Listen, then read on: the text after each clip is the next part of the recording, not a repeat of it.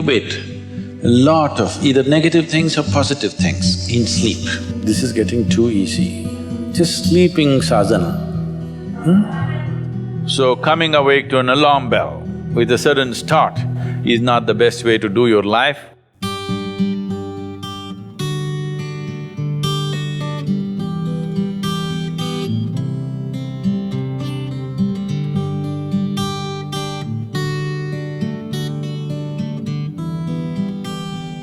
How many of you find that one day morning when you get up without any reason, you're just feeling ugly for no reason? If it is happening even at least 2-3 times a year, if it is, then you must do certain things before you go to bed. It's very, very important. Because unconsciously, you need to understand this, you can incubate a lot of either negative things or positive things in sleep.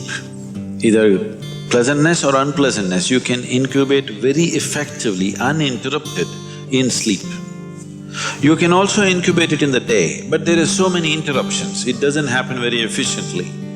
But if you have a tendency to go to bed in a certain way and you wake up in the morning really nasty for simply no reason, that means you're incubating things in the night very efficiently. Bad eggs. This is not just about psychological disturbances, it can cause major physiological problems over a period of time. It's important that you eliminate these things from your life.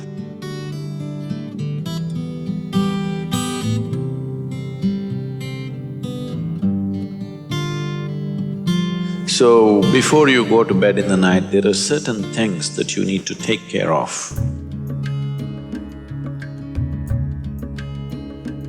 It's best if you're eating meat and other kinds of meals, you eat at least 3 to 4 hours before you go to bed. The digestion is over. Before going to bed, drink a certain amount of water and go to bed. You will see it gets taken care of just like this. One simple thing can be just a shower. Always to shower before go to bed, it'll make a lot of difference. In this weather, maybe cold showers are difficult, so you go for lukewarm showers, don't go for hot showers in the night. Go for lukewarm showers, it makes you alert. So you will think, oh, I cannot sleep. It doesn't matter, you will sleep 15-20 minutes or half an hour later, but you will sleep better because it will take away certain things. When you shower, it is not just the dirt on the skin that you're taking away. Have you noticed if you're very tense and anxious, whatever, just a shower, you came out, it feels like almost the burden has been taken away from you? Have you not noticed this? So it's not just about washing the skin, a whole lot of things happen when water flows over your body. This shower is a very rudimentary buddhi shuddhi because over 70% of your body is actually water. If you run water over it, a certain purification happens, which is beyond cleaning the skin. One more thing if you want to do, you just light an organic oil lamp, a cotton wick, some oil, anything. What do you use here? Normal cooking oil. Linseed oil, rice bran oil or sesame oil, what do you have? Olive oil, fine. Any organic oil with a cotton wick, just burn one little lamp somewhere in the room where you sleep. You will see these things will completely disappear. If you can bring in a chant or there are nightly practices, yogic practices, before you go to bed, sit on your bed and do this practice. If you want to do Isha Kriya, it's available on the net. Generally, in India, they told you should not put your head to the north and sleep. You're aware of this? If you put your head to the north and sleep during the night when you're in horizontal positions, then slowly the blood will get pulled towards your brain. When there is too much circulation in the brain, you cannot sleep peacefully. If you have any kind of, inherently weak aspects in your brain, or if you're of old age, You could die in your sleep. One can have hemorrhage because extra blood is trying to enter the brain where the blood vessels are hair-like. Something extra is being pushed because of the magnetic pull. When you're in a vertical position, this is not so. The moment you become horizontal, this pull on the head is so strong that slowly the blood tries to move towards the brain. So to avoid this is true only in the northern hemisphere. If you go to Australia, you should not put your head to the south. If you're in India, you should not put your head to the north. You can put it any other way, it's okay. Keep this in your mind, that you are truly a mortal, okay? Not in words, really, you could fall dead right now. You may be young, you may be old, it doesn't matter, you can fall dead right now. Yes or no? Before you go to bed, sit on your bed and think this is your deathbed. You have just 1 more minute to live. Just look back and see, what you have done today, is it worthwhile? Just do this one simple exercise. And you don't know when it really happens, whether you'll be sitting on your deathbed or lying in a hospital, all kinds of things sticking into you. Who knows how it'll happen, but enjoy this every day, that you will sit on your deathbed, look back and see, today, the way I've handled these 24 hours, is it worthwhile? Because now I'm dying. If you do this, you will live a worthwhile life, believe me. So every day in the night, all of you should do this before you go to bed. Last 3 minutes, everything that you have gathered, the body, the content of the mind, things, don't ignore small things, the small things are big things. I've seen how people are carrying their own private pillow, you know, because it's very important. So, your pillow, your footwear, if you have relationships, everything that you have gathered, keep it aside, sleep. If you sleep in that condition, you will wake up with much more light, with much more energy, with much more possibilities than you have imagined possible. Just sleep as life, not as a man, not as a woman, not as this and that. Keep everything down, simply. See, this is getting too easy.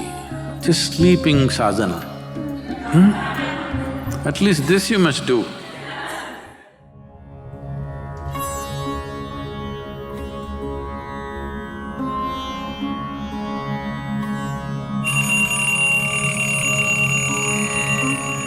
So what kind of sounds come awake to will determine the context of the day and the future of your life in many ways.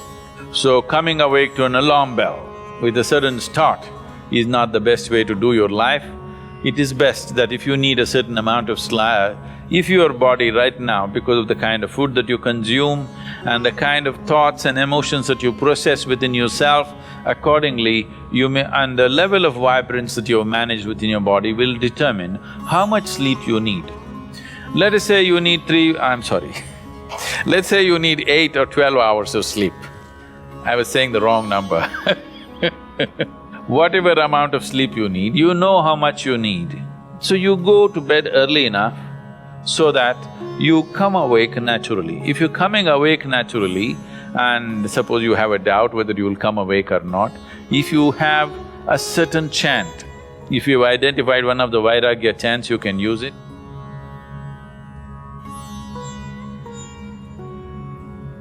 Physiologically, one important aspect of you is your heart, the pumping station for your blood circulation, which pumps life across the body.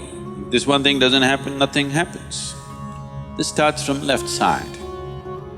So we told you, in India they have told you, when you wake up, you must roll to your right side and get up. Have they? Left side, if you roll and get up, bad things will happen to you. Did they tell you? Bad things are not about that. When you're in a certain state of relaxation, when the body is in a relaxation, the metabolic activity is low. When you get up, there is a certain surge of activity. That's why they told you in India, see, all these things are built into your life which you're throwing away. The whole science of living has been built into your life. They told you in the morning before you wake up, you must rub your hands together and see like this, huh? Not see like this, you must place it upon your eyes. You do this, you will see God. It's not about seeing God. If you rub these two things together, all the nerve endings, there's a heavy concentration of nerve endings in your hands. If you do this, the system comes awake immediately. You're feeling asleep, you're feeling sleepy, just do this and see. Everything comes awake. So morning before you move your body, you get it awake first and then place it upon your eyes. Instantly a whole range of nerves connected with your eyes and the other aspect of your senses come awake. Before you move your body and your brain should be active. You shouldn't get up dumb, that's the idea. Understand? So you do that and then roll over to your right and get up. Today, if all of us go to bed, by tomorrow morning, nearly 250,000 people won't wake up. Natural death in the world. Suppose you wake up tomorrow, you guaranteed? Have you come with a guarantee card? No guarantee card. So suppose you wake up, let's say. Just do this much, I'm telling you, this is a simple first step to your spiritual process. Tomorrow morning, when you come awake, check, you really awake or you dead? If you're awake, it needs at least a little celebration. You don't have to get up and dance, at least you can smile, still on. 250,000 people died. They were like you and me, poof, they went off, isn't it? Wherever you look, they're not there. Here I am still alive. One big smile, will you? I'm talking management, you know? Then if 250,000 people died, at least 3 to 5 million people lost somebody who's dear to them. You check those 3, 4, 5 people who matter to you, all of them alive today. One more big smile. Hello? Will you or not? Alive. If suppose right now, we put a gun to your head, will you think it's a relief? No. You'll be terrorized, isn't it? So that's how precious it is to be alive, isn't it so? That's how precious it is for you to be alive. So tomorrow morning, 250,000 people died overnight, but you're still alive. Does it not at least deserve a big smile, I'm asking you? And all the people who matter to you are all alive today. One more big smile?